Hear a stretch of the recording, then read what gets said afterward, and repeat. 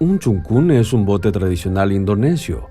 El chungkún de una historia que veía como cualquier otro chungkún. El chungkún de esta historia se veía como cualquier otro chungkún. No tenía un color especial, ni un largo especial, ni un motor especial, pero tenía un pasajero especial. El pastor Edward vio la llegada de chungkún en la isla donde él vivía.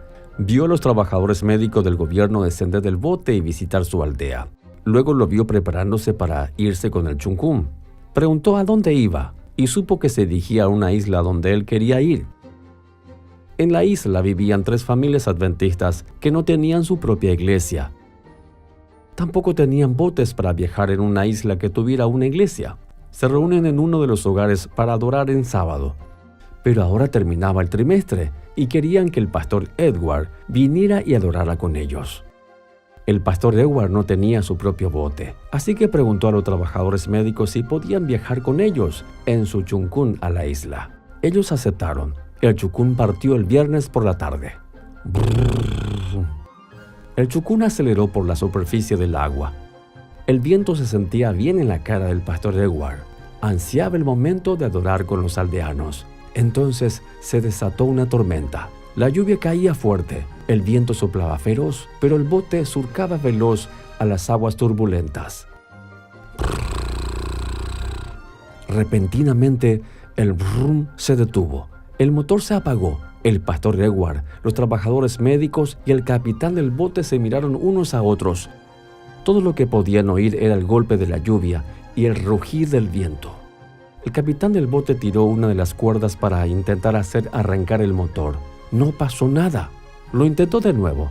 Brum, brum. No pasó nada.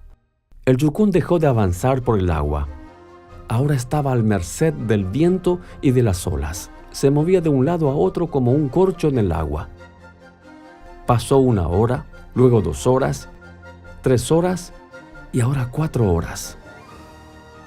Los trabajadores médicos estaban asustados. Todos lloraban. Había oído historia del bote que se hundía en las tormentas y tenían miedo de morir.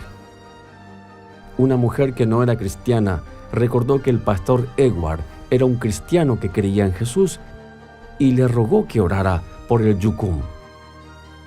En ese momento el pastor Edward oyó una voz. La voz era suave y gentil.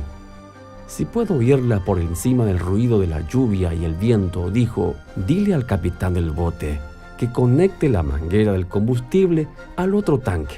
El chungkún tenía 2 tanques de combustible, uno regular y otro de reserva para emergencias. Los tanques entregaban el combustible para que funcionara el motor. El pastor se sorprendió al oír la voz, pero no discutió. Sintió que debía de obedecer, aunque no sabía nada de botes.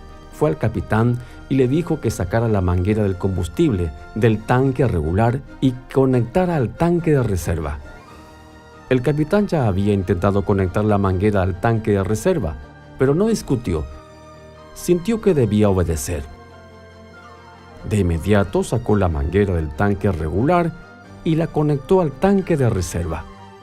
Luego, el pastor Edward llamó al capitán y los trabajadores médicos para que oraran con él. Los trabajadores médicos dejaron de llorar y contuvieron sus lágrimas para oír la oración. Señor Jesús, nuestras vidas están en tus manos misericordiosas. Oró el pastor. Hágase tu voluntad. Entonces miró al capitán. De arranca el motor, dijo. El capitán tiró de la cuerda para encender el motor. ¡Rum! Pasó un breve segundo y el motor volvió a la vida. ¡Rum! ¡Rum! Todos los trabajadores médicos, incluyendo la mujer que no creía en Jesús, exclamaron juntos, ¡alabado sea Dios! La lluvia no paró y el viento no aminoró, pero el motor siguió ronroneando y el chungkún llegó a la isla a salvo. Los trabajadores médicos de inmediato contaron a todos en la isla que Jesús había salvado sus vidas. El sábado fue un día extra especial para el pastor Edward. No solo celebró la comunión con la isla, sino que tuvo su propia historia misionera especial para contar.